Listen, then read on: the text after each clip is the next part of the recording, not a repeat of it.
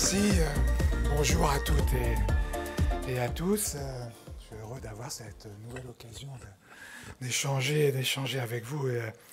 Avant toute chose, je voudrais remercier l'association France FinTech et son président, Alain Clot, et son équipe pour leur invitation à participer une nouvelle fois à ce qui est un événement important pour l'écosystème français des FinTech. Alors depuis notre dernière rencontre l'année dernière, le contexte macroéconomique a fortement changé.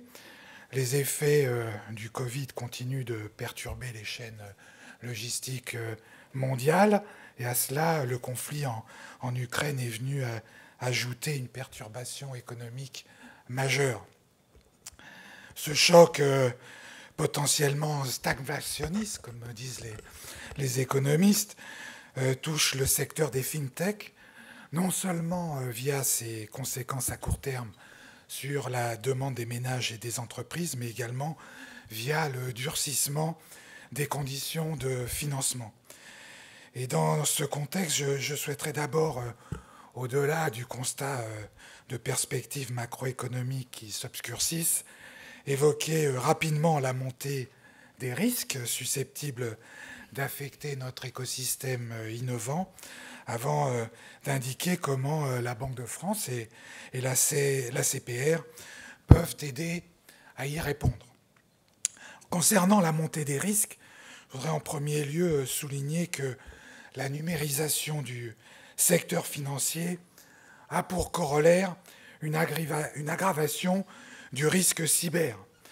Il s'agit aujourd'hui du premier risque opérationnel pour les acteurs financiers, et ce constat est encore plus vrai dans le contexte du conflit russo-ukrainien.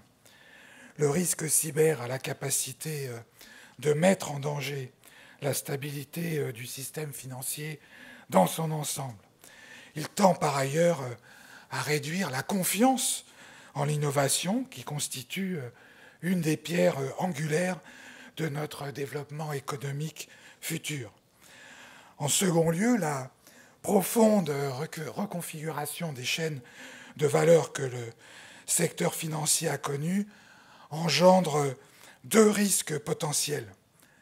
Premièrement, celui d'une fragmentation excessive.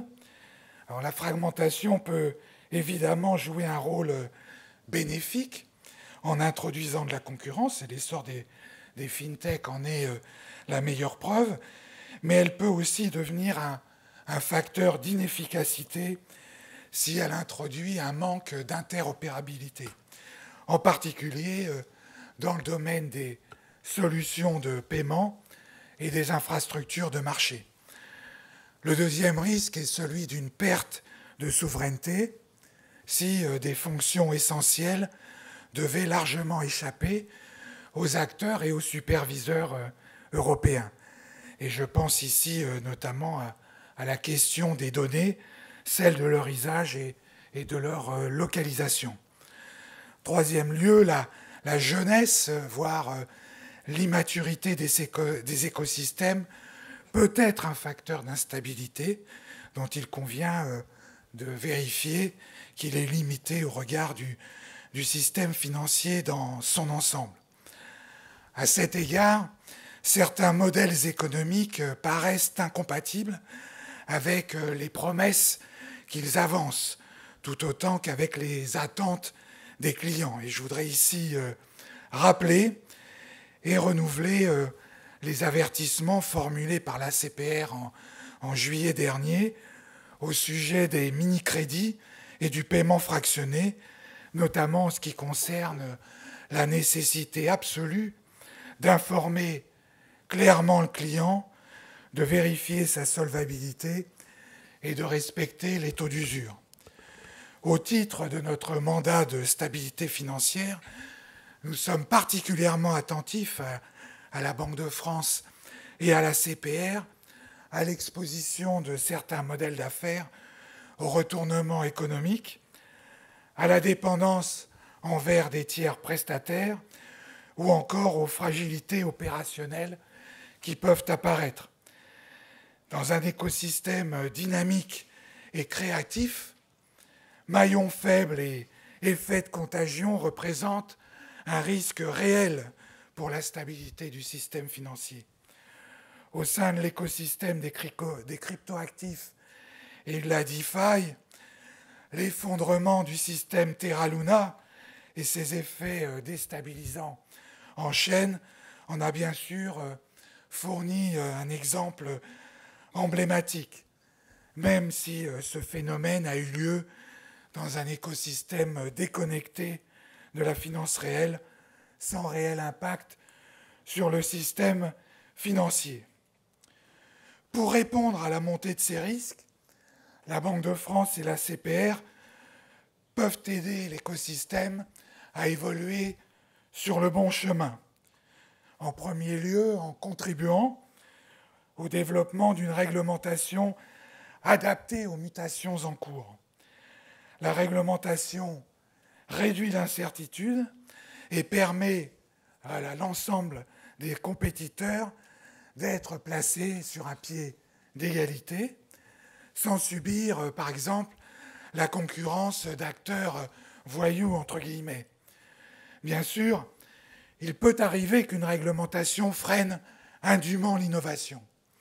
C'est pourquoi je voudrais rappeler ici l'importance du dialogue entre autorités et acteurs innovants pour identifier les cas d'usage réels et parvenir à un juste équilibre entre les objectifs de protection de la clientèle et de maintien de la stabilité financière, d'une part, et les réalités opérationnelles, d'autre part.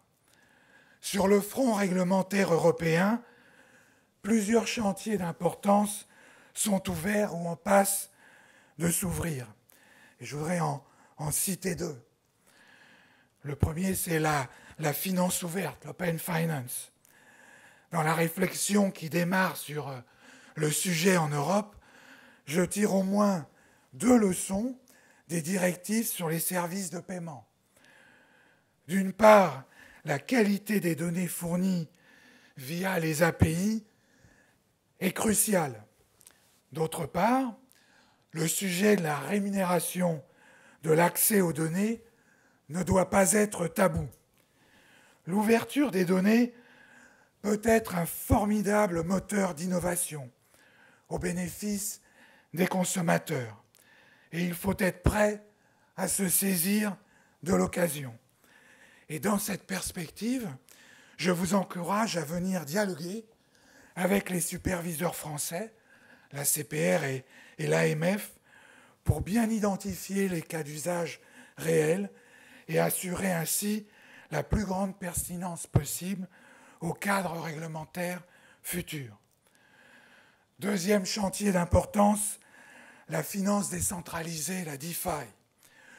Une première étape a été franchie avec le règlement MiCA. Ce règlement va de facto soumettre certains acteurs de la finance décentralisée à des règles via son volet stablecoin. MiCA pose aussi un jalon pour la prochaine étape, c'est-à-dire la réglementation plus générale de la finance décentralisée. Ici aussi, nous contribuerons à la réflexion européenne en tirant parti du dialogue que nous entretenons avec l'écosystème innovant français, avec plusieurs questions auxquelles nous devons collectivement répondre. Quels sont, dans cet écosystème, les modèles économiques à valeur ajoutée pour l'économie réelle? Comment rendre la finance décentralisée accessible à grande échelle et au grand public dans des conditions qui garantissent réellement la confiance? Quelle approche réglementaire adopter pour chacun des différents modules de la finance décentralisée et comment réguler des fonctionnements parfois totalement décentralisés? Certains problèmes sont complexes, mais nous devons trouver collectivement des solutions car la finance décentralisée, j'en suis convaincu, ne se développera pas sans un cadre réglementaire. Bien évidemment, la seule adaptation du cadre réglementaire ne répond pas à tous les défis. À la Banque de France et à la CPR, nous avons la conviction que pour aider à les relever, il nous faut être aussi un acteur de l'innovation. C'est pourquoi nous inscrivons la démarche d'innovation au cœur de notre stratégie d'entreprise avec le Lab, notre centre d'innovation. Sa mission est à la fois de catalyser les innovations en interne, en appui de tous les métiers de la Banque de France, et de développer les liens avec nos écosystèmes, que ce soit le monde de la recherche ou le monde économique.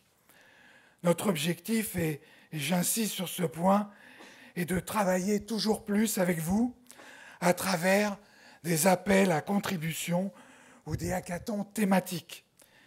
D'ici quelques semaines, la Banque de France aura d'ailleurs une plateforme dédiée à tous ces challenges. Être un acteur de l'innovation, c'est aussi pour nous accompagner la tokenisation des titres en offrant la monnaie de banque centrale, l'actif de règlement le plus sûr et le plus liquide, directement sur la blockchain et améliorer les paiements transfrontières et en devises. C'est le sens de nos expérimentations en matière de monnaie numérique de banque centrale interbancaire. C'est ce que nous avons testé avec 9 expérimentations conduites en 2021 et que nous allons approfondir avec 3 nouvelles expérimentations en 2022. C'est pourquoi nous militons au sein de l'Eurosystème pour que nous accompagnions les expériences qui vont être menées dans le cadre du régime européen à partir de 2023, en fournissant des solutions de paiement en monnaie de banque centrale tokenisée. Nous participons également activement aux travaux de l'Eurosystème sur une potentielle monnaie numérique de banque centrale de détail, aussi appelée euro numérique, qui serait utilisable par le grand public pour les paiements du quotidien. Je termine avec un exemple de notre approche d'expérimentation appliquée au domaine de la supervision. En effet, cette méthode permet aussi à la CPR de répondre à plusieurs défis. Inciter les acteurs contrôlés à tirer parti au mieux des nouvelles technologies pour leur conformité et la sécurité du système financier et préparer la supervision du futur. C'est dans cet esprit que nous avons lancé en mars dernier une expérimentation sur les méthodes collaboratives pour la lutte contre le blanchiment et le financement du terrorisme. Il s'agit d'un sujet d'intérêt général dont la solution peut être collective, ainsi que l'a estimé récemment le groupe d'action financière, le GAFI. C'est pourquoi l'ACPR a proposé aux acteurs économiques une méthode de co-construction en organisant un tech sprint le 13 septembre dernier. Son objectif était d'examiner plusieurs solutions visant à mutualiser des données tout en conservant leur caractère confidentiel. L'événement, je dois dire, a été un franc succès. 12 équipes formées de 23 entreprises ont proposé un large éventail de techniques novatrices. L'ACPR poursuivra ses travaux avec des équipes de banques et de prestataires techniques volontaires et en partagera largement les enseignements. Il est temps pour moi de conclure avec un message simple. Parvenus à la croisée des chemins, ce n'est qu'ensemble que nous discernerons le bon chemin à emprunter. en partageant nos expériences et nos expertises. Notre engagement à la Banque de France et à la CPR est à cet égard très clair. Vous accompagner pour contribuer ensemble à la vitalité et à la résilience de notre économie. Merci pour votre attention.